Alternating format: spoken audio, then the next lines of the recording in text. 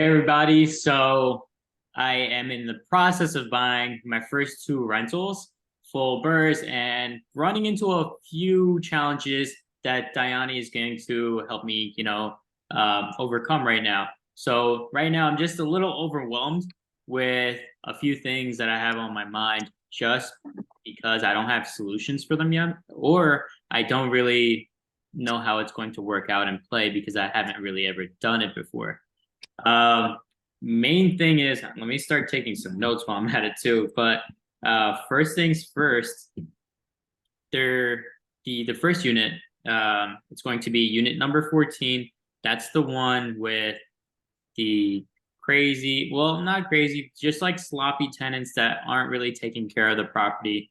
The grass is not being cut, so now there's like a huge debris of just, overgrown grass, trees, you name it. You can't really go in the backyard. And because of that, they're having snakes. It's just right by the water. So now they're like taping up like edges and seams everywhere in the house so snakes don't crawl in because they have a little daughter, but they don't understand that they're having that problem because they're not, taking care of the home, and they're giving a place for the snakes to hide. So that's issue number one, and I tried to tell them that hey, you guys got to take care of this, but I think Gene's been trying to tell them that, and they haven't really been listening to him. And I also think that they're pretty like I think he didn't do a good job vetting those tenants where they're having a hard time making payments, and I see that, and I see that Gene has had a difficult issue with collecting rents or their prior to to him giving the obligation to take over all the finances to the girlfriend. So now he's saying the payments are being made on time. However, they're being made in increments, and they're complaining that everything is too expensive, even with these low rents that I have to increase. So that's where I'm kind of getting nervous, thinking that they're going to definitely not like the fact that I'm raising rents. That's one, and two is maybe they might not be able to afford it. So that's also like creating a concern for me.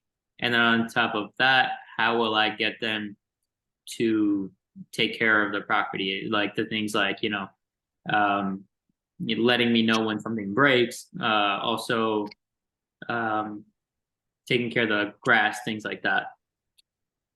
Okay. So I think you definitely have a lot on your plate, but some of the things that we've talked about is just, hoping for the tenants to kind of comply and take the rent increase and start to take care of the property with a landlord who's a little more diligent. Because I feel like the seller is, for lack of a better phrase, he's kind of like checked out. He's collecting his rent. And as long as they are not bothering him, it's like out of sight, out of mind. And you're going to be a little bit more hands on. So I think the first thing is just making sure the moment you close, being prepared to send an introduction for yourself. And then you kind of have to train your tenants to do the right things. It's almost like if you had a job and as long as you showed up and clocked in, your boss doesn't care if you do any work. You're going to get the same amount of money if you kill yourself or if you don't. You're just going to show up and then do your real estate while you're getting paid from your company, because that's what humans do. That's just the way it is. And people rise to the occasion. People rise to the bar you set. And I don't feel like the seller has really set a high standard for how he wants the property to maintain. Or, you said it yourself, like things like cutting the grass, it's in their lease that they need to do it.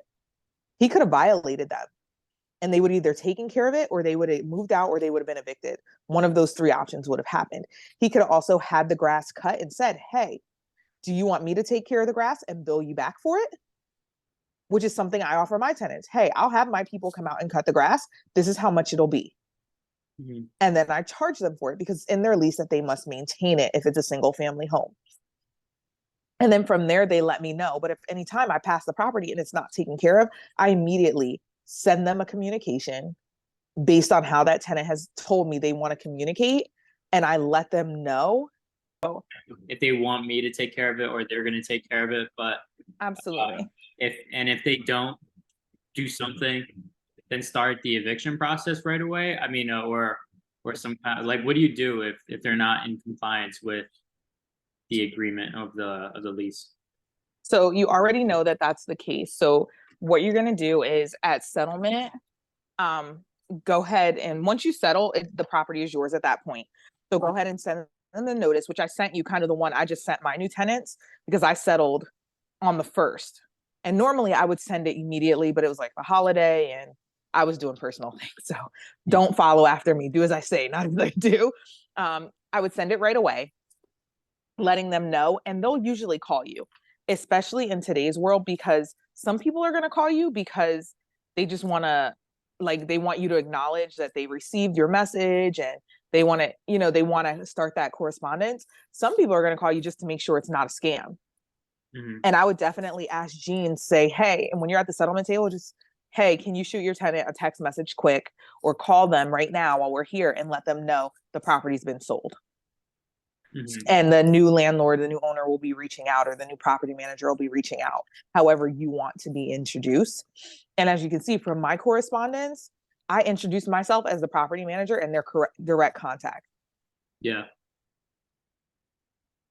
And I go from there. And then I would let them know, hey, I um, I saw the outside of your property. I took a look at your lease. I know it says that you guys are responsible for the grass. The way that it is right now is not acceptable. When can you have it cut? And if they start to come at you with a bunch of different, oh, well, we can't get out there, or this is this and that's that, no problem. I'm going to go ahead and send somebody out and I'm going to bill you back for it. That's the end. Mm. That's the end. It's not like a debate. And then they'll usually come back and say, how much is that? Or they'll say, oh, no, I'll take care of it.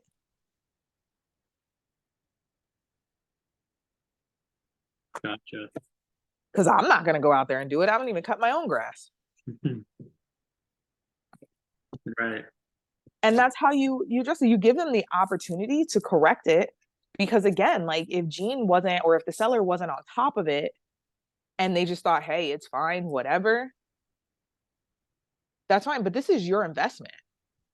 You know what I mean? You wouldn't go out and buy a new iPhone and then let somebody like tape it to their shoe and walk around Philadelphia with it like that. Like, you know what I mean? Like if they're not going to take care of it, you need to let them know, like, hey, I am. And if you can't help me maintain it, and then that becomes part of the rent and they need to pay it. Mm. I'm gonna go there. I wanna. I definitely wanna, like, do a few things. Like, there was a tree growing that Gene cut off, but I know it's Mm-hmm. dead. So I wanna, like, or even just like get a handyman to do those little things out there. Is like drill a few holes into that stump and pour some bleach or something in there so like kills the whole tree. Yeah. Just little. And just do things, yeah, do things like slowly. And I'm like, if it's not gonna make a big impact, you want to do the things that are gonna make the biggest impact first. Mhm. Yeah, the bathroom, like the tub, the toilet, and even the sink, they all back up, they said. So I'm sure like they've been like, flushing all kinds of stuff down there or something like that, where all the lines are just screwed up. So I'm gonna have to get a plumber in there and figure all that out before I could even consider taking care of any kind of leak. That's like number one. And then once I get access to the backyard, I'll be able to figure out if there's like something damaged on the roof of the storage room leak, because there's two leaks. The one that's definitely coming from the bathroom, the first one, and then second one, God knows where that's coming from. Coming from. Yeah, but I can't even get back there because of the grass is so huge. Yeah, that's definitely a problem. But once you start to take care of, like I said, you'll start to take care of it in the order that it needs to be, and you'll be fine. Hmm.